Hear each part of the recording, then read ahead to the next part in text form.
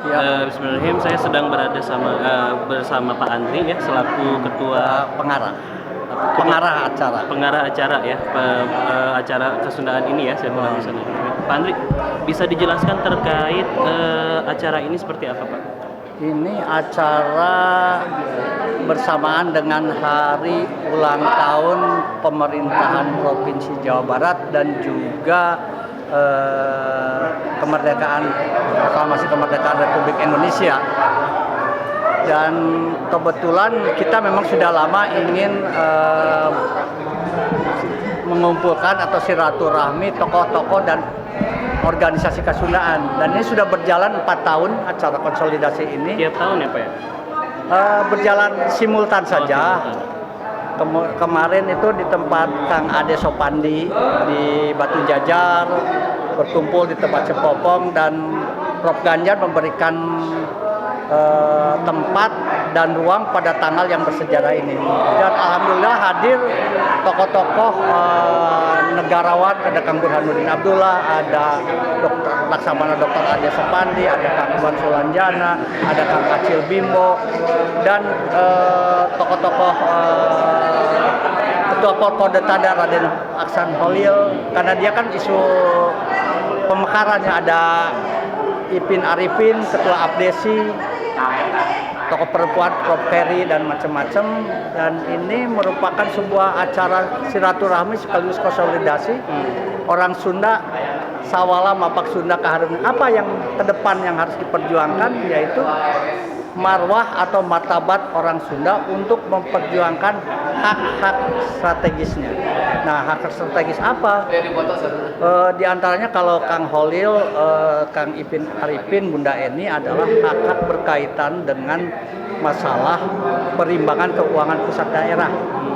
Bahwa kita ini akibat tata kelola keuangan sejak zaman reformasi, Bunda Eni sebagai anggota DPD RI itu menghitung sekitar 50 triliun per tahun rakyat Jawa Barat, Tatar Sunda ini kehilangan keuangan, hak kemungkinan mendapatkan keuangan potensi untuk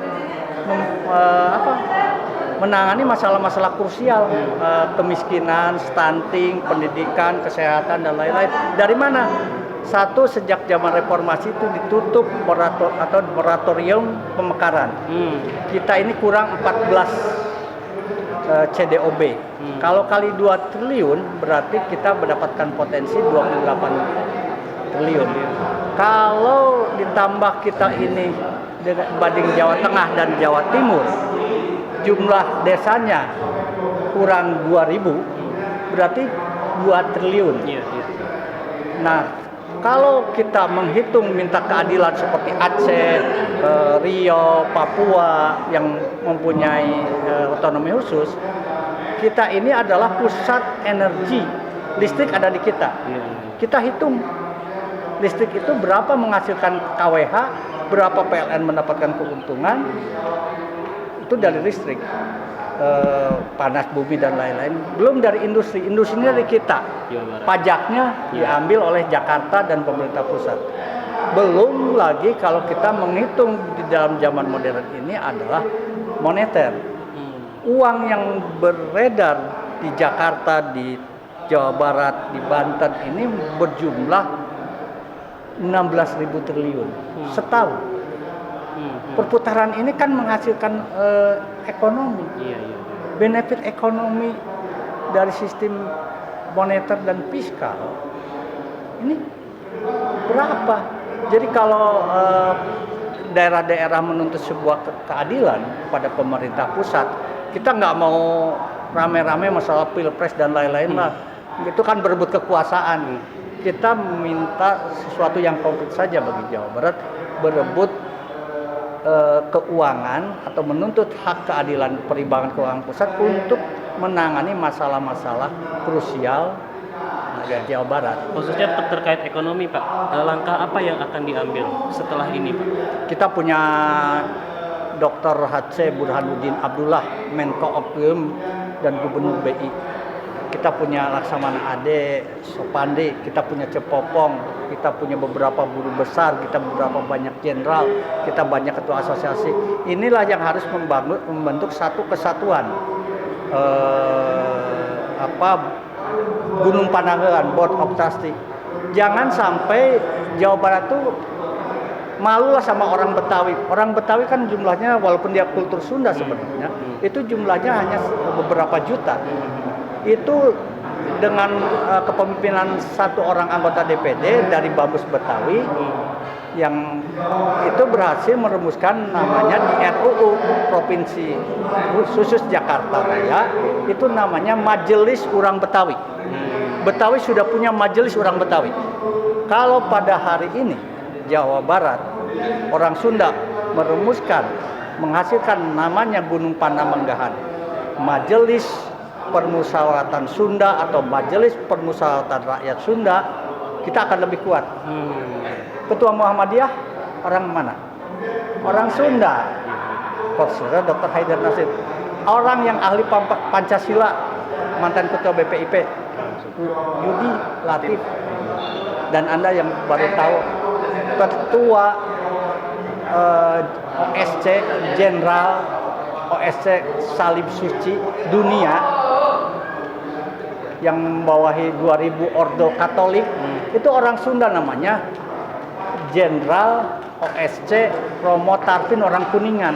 Jadi sebenarnya kalau orang Sunda ini bersatu, baik Sunda yang ada di Jawa Barat, Sunda Panumbaraan, Sunda diaspora, ya kita bisa menjadi orang yang unggul.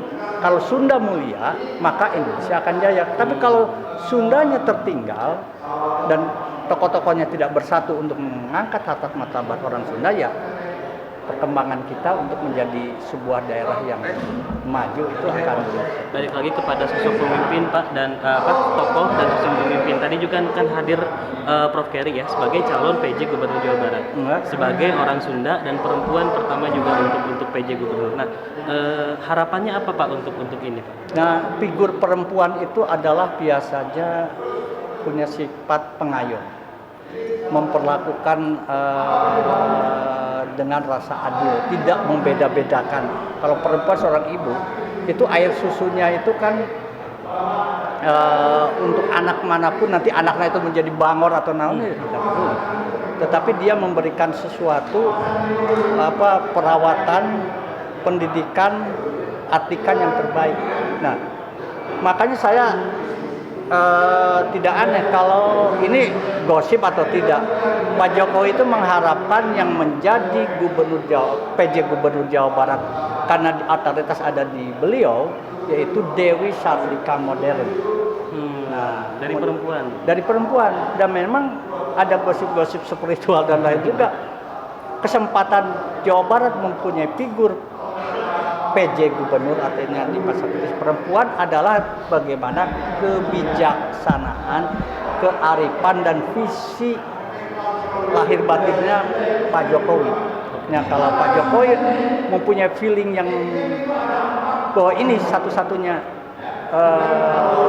leverage bahwa orang Sunda mempunyai pemimpin perempuan di bawah otoritasnya, ya Pak Jokowi harus memilih Prof. Keri karena sudah lolos dari proses di DPRD-nya gitu.